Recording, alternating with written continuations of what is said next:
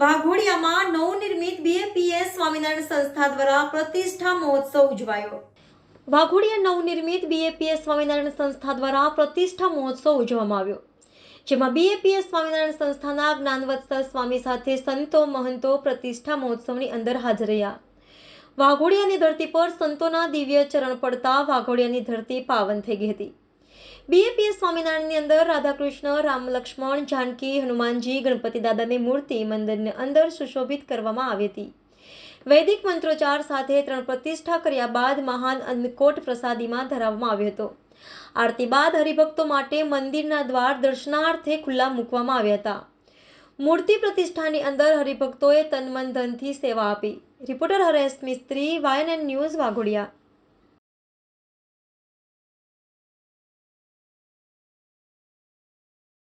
આજે અહીંયા વાઘોડિયામાં બીએપીએસ શ્રી સ્વામિનારાયણ મંદિરમાં મૂર્તિ પ્રતિષ્ઠાનો પ્રસંગ ભવ્યતાથી ઉજવાયો. છેલ્લા 2 દિવસથી ખૂબ આધ્યાત્મિક ધાર્મિક કાર્યક્રમો ચાલી રહ્યા છે. ગઈકાલે વિશ્વ શાંતિ મહાયજ્ઞ થયો, જેમાં સજોડે બધા ગ્રહસ્થ સાથે બેસીને આ યજ્ઞમાં આહુતિ આપી છે. એવી રીતે પોતાના જીવનમાં પવિત્રતા અને ધન્યતા અનુભવી છે. પછી સાંજે જે મૂર્તિઓ અહીંયા આજે પ્રતિષ્ઠા થઈ એ સમગ્ર વાઘોડિયા શહેરમાં નગર દર્શન માટે, નગર ઉપર દ્રષ્ટિ કરવા માટે નગરયાત્રામાં પધારેલા, એટલે શોભાયાત્રાનો પણ ખૂબ બધાને લાભ મળ્યો અને તમામ શહેરવાસીઓએ બધાએ આ નગરયાત્રાને ખૂબ વધાવી. આજે અહીંયા આ મુખ્ય ઉત્સવ થયો કે ભગવાન સાક્ષાત બિરાજમાન થયા. આપણે જોઈએ છીએ કે અક્ષર પુરુષોત્તમ મહારાજ, રાધા કૃષ્ણ ભગવાન, સીતારામ ભગવાન અહીંયા બિરાજમાન થયા છે.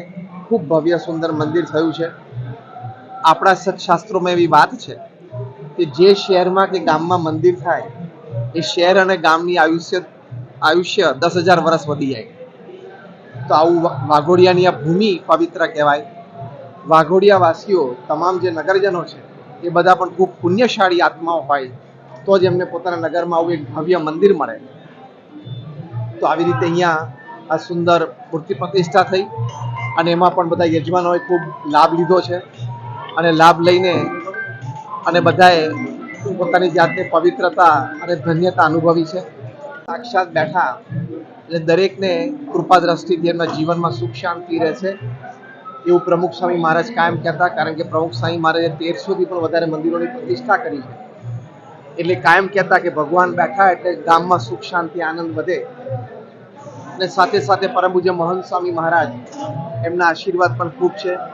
કદાચ તમારા માધ્યમથી બધાને એક સારી વાત એ જણાવવાની કે પ્રમુખ સ્વામી મહારાજે 22 વખત વાઘોડિયાને યાદ કરેલું કે આપણે ત્યાં મંદિર કરવું છે. એટલે એમનો સંકલ્પ હતો. આવા મહાપુરુષો સંકલ્પો એટલે અવશ્ય સિદ્ધ થાય. અને પરમ પૂજ્ય મહંત સ્વામી મહારાજે પણ અહીંયા ખૂબ આશીર્વાદ આપી અને આ મંદિરનું અહીંયા નિર્માણ થયું છે. મંદિરથી આપણે જાણીએ છીએ કે આર્થિક લાભ પણ સમાજને ખૂબ થાય છે. જેમ હમણાં તમે લોકો તો મીડિયા કર્મીઓ છો, તમને તો સારી રીતે આ વાતની માહિતી હોય કે state bank of India, SBI, જે ગવર્મેન્ટ ઓફ ઇન્ડિયાની નેશનલાઇઝ બેંક છે, એમને રિપોર્ટ જાહેર કર્યો કે અયોધ્યામાં શ્રી રામ મંદિર થયું તો 2027 સુધીમાં યુપી, ઉત્તર પ્રદેશની ઇકોનોમી $500 બિલિયન થશે.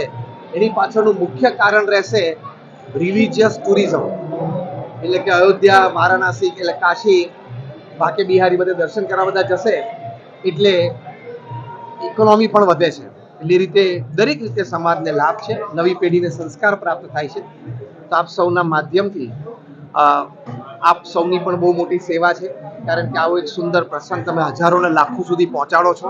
એટલે તમારી પણ ખૂબ મોટી સેવા જ છે આ મંદિરની, ધર્મની, સનાતન ધર્મની. એટલે આપ સૌ મીડિયા કર્મીઓનો પણ અમે ખૂબ આભાર માનીએ છીએ આપના માધ્યમથી. અને આપના જીવનમાં પણ સુખ શાંતિ રહે એવી પ્રાર્થના છે. જય Swaminarayan. Subscribe now and press the bell icon. Never miss an update.